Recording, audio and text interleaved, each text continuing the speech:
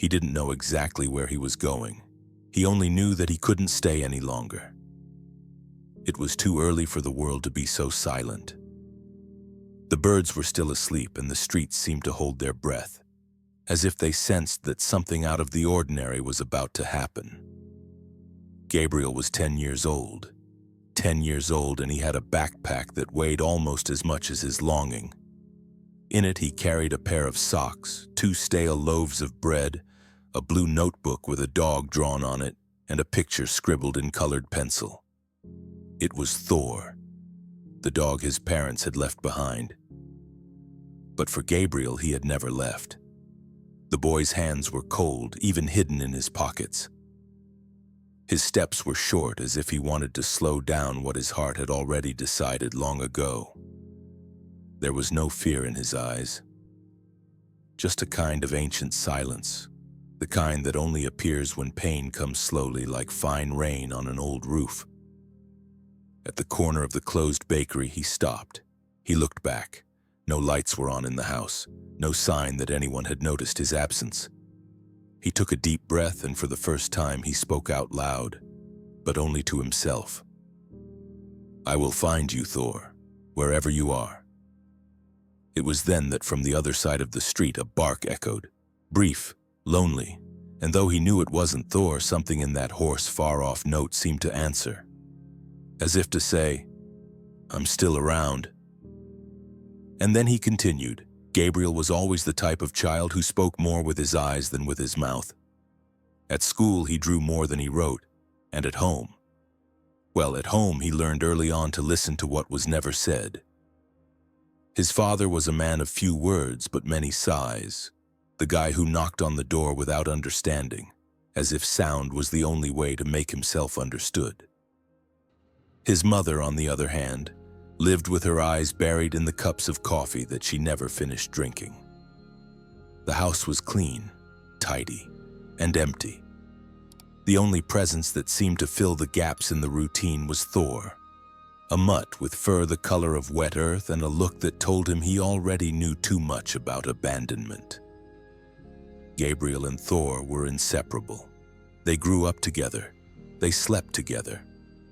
And when Gabriel cried, Thor was the only one who licked the silence until it turned into muffled laughter. But then came the change. First, there was the loss of his father's job, then the new city, and with it the apology that hurt more than any punishment. "You can't take the dog, Gabriel. The new house doesn't allow animals."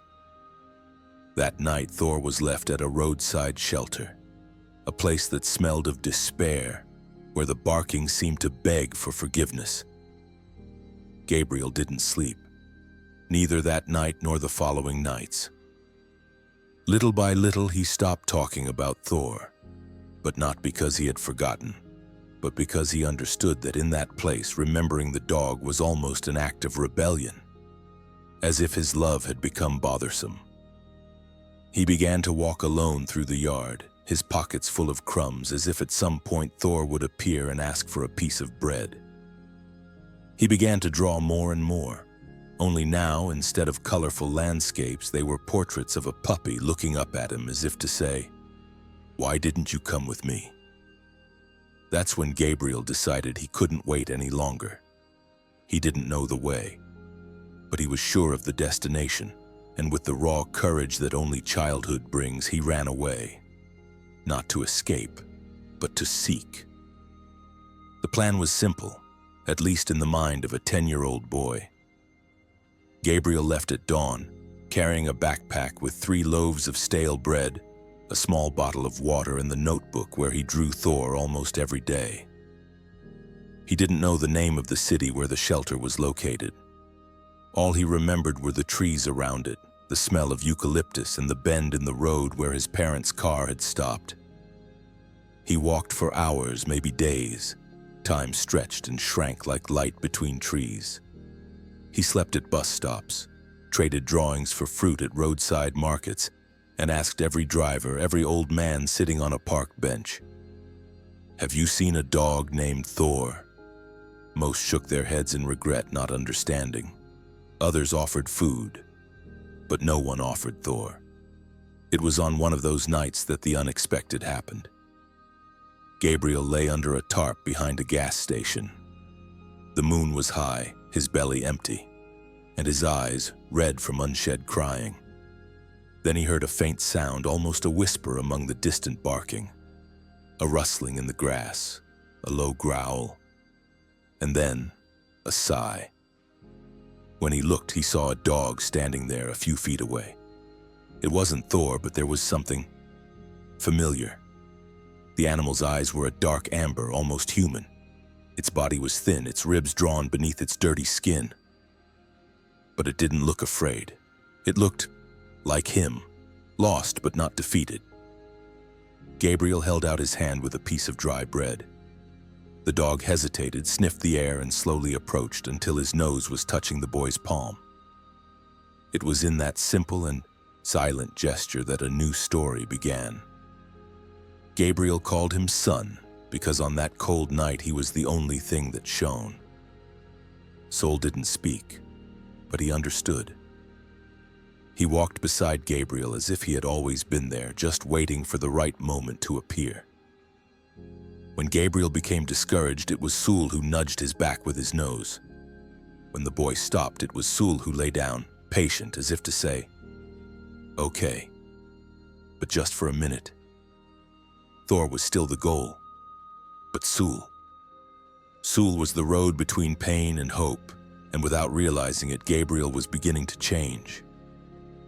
The wind seemed softer now, as if somehow the path Gabriel walked was being softened by Sol's presence.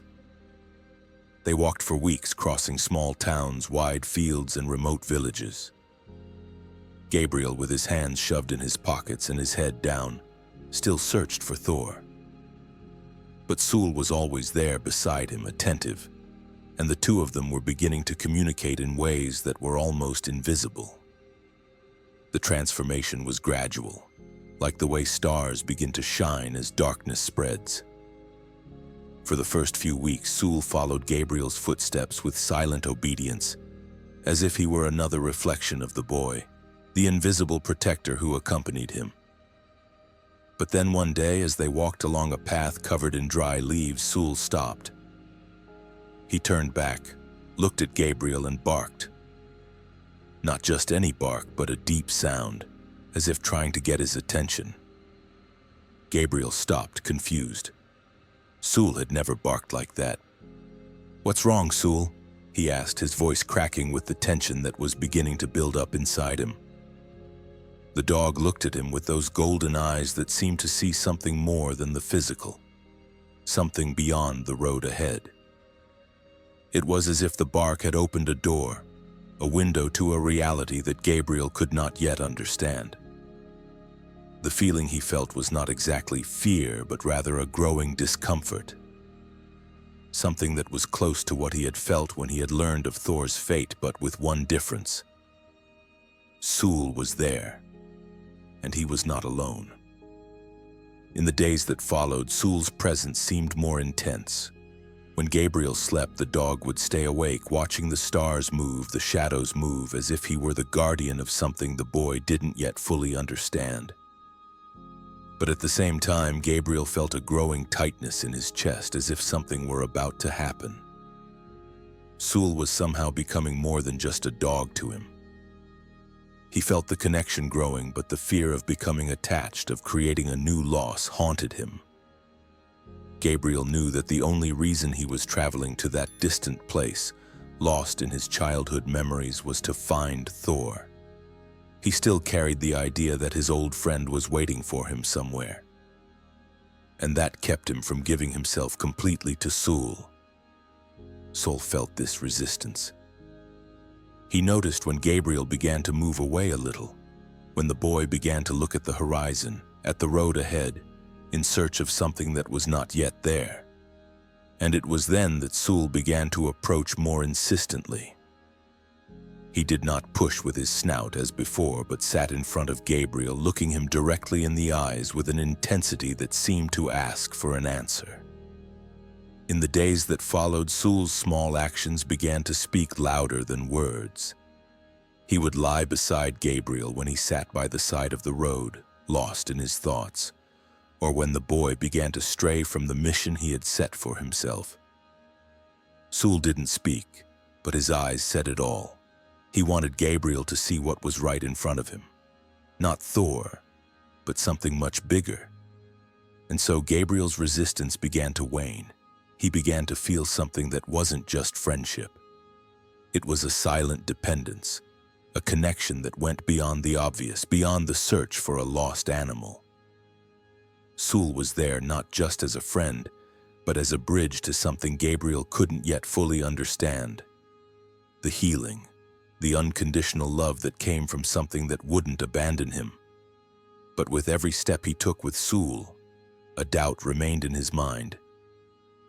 Would Thor still be there, waiting for him? Or was he missing something that could be much more important than a simple search?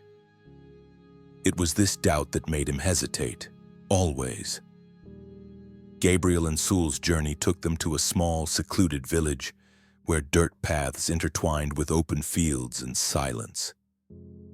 The wind was blowing stronger now, as if nature was also aware of the weight of the journey that was about to come to an end. Gabriel was tired, not just physically but emotionally exhausted. He was beginning to realize that the search for Thor, the obsession with something that had been buried in his childhood, was robbing him of what was right in front of him. He sat at the edge of the field, his fingers playing with the dry leaves around him. Sul lay beside him, his head resting on his front paws, his eyes fixed on Gabriel. With each glance the boy cast toward the horizon, Sul seemed to understand more than anyone else. He knew that moment was approaching. The moment when Gabriel would have to choose, continue his search for a ghost from the past, or finally understand the value of what he had there by his side. It was then that Gabriel heard something. It was a bark, faint, distant but clearly recognizable. He glanced at Sul, who immediately stood up, ears perked up.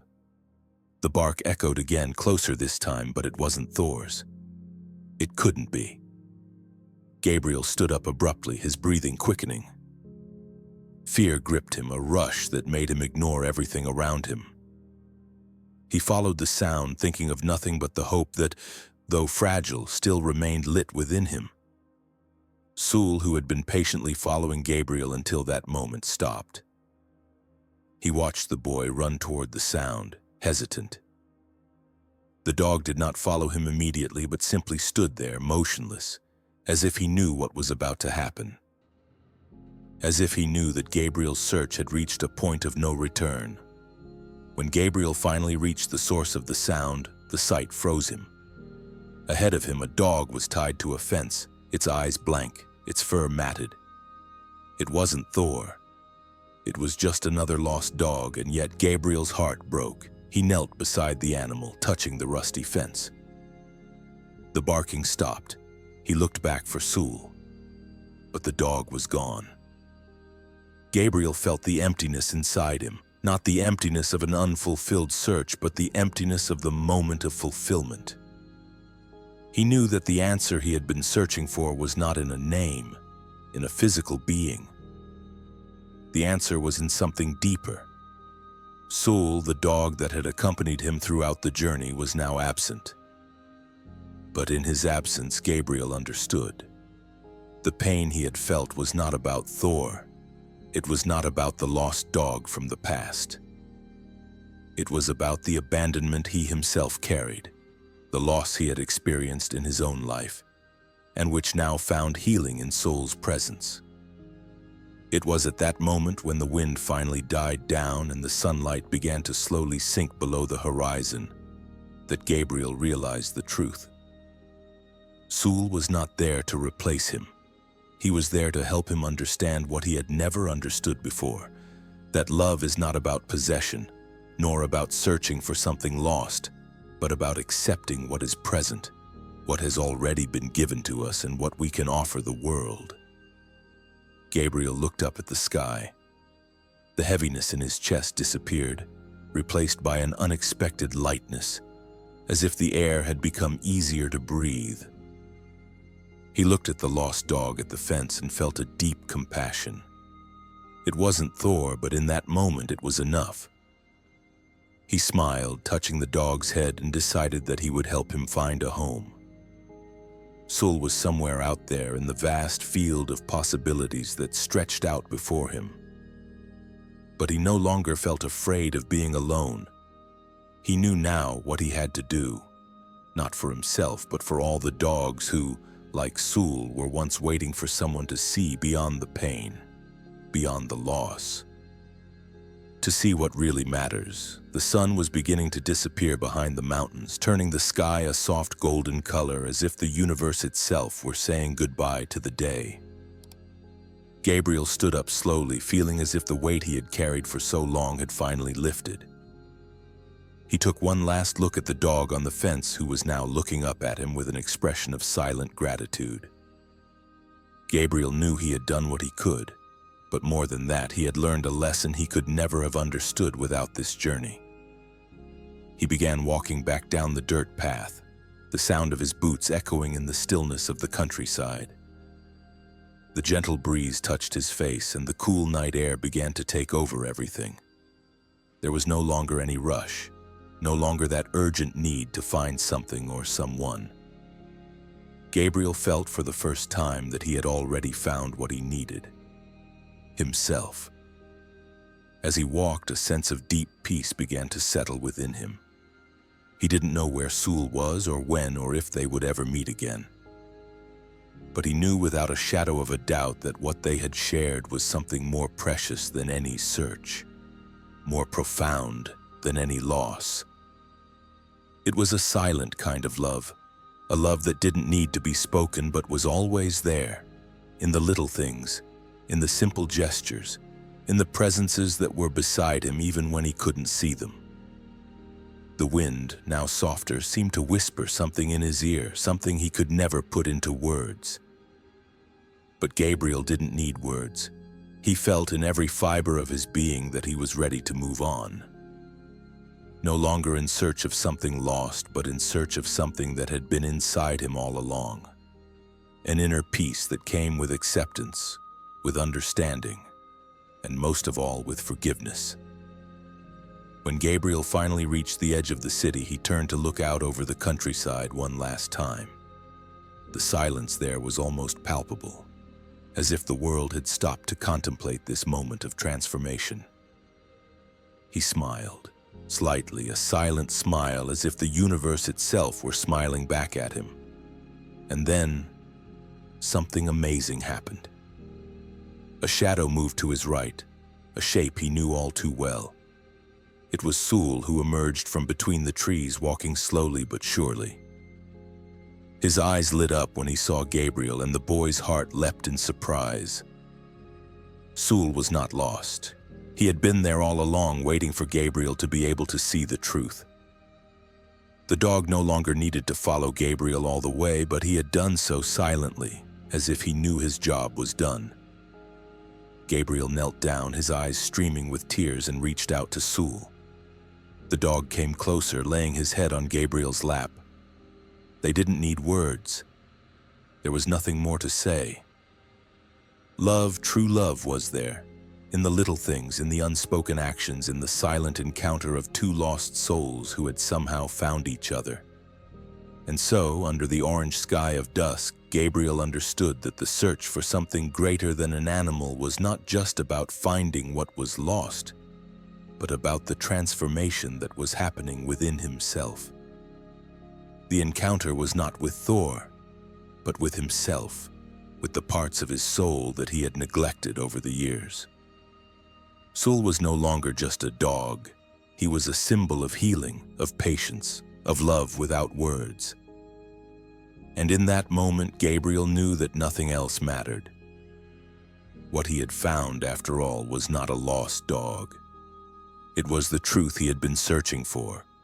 The truth that true love, the kind that heals, is not measured by time or distance. It simply exists, silent and constant, waiting to be discovered. Gabriel stood up now with a new sense of hope. He was no longer alone. He had never been. And with Sul by his side, he knew that any future journey would be lighter, more meaningful. They walked together toward the horizon where night was beginning to fall, and the silence between them was more eloquent than any words. And the wind, like a last breath of nature, accompanied them, reminding them that true love is never lost. It simply finds its way back home. If this story touched your heart, just imagine how many more are still to come. Here, every bark carries a new beginning, a second chance, a brand new life. If you believe in the power of dogs to change destinies, like mine, like yours, then subscribe to the channel and leave a like, because together we'll share stories the world needs to hear and feel.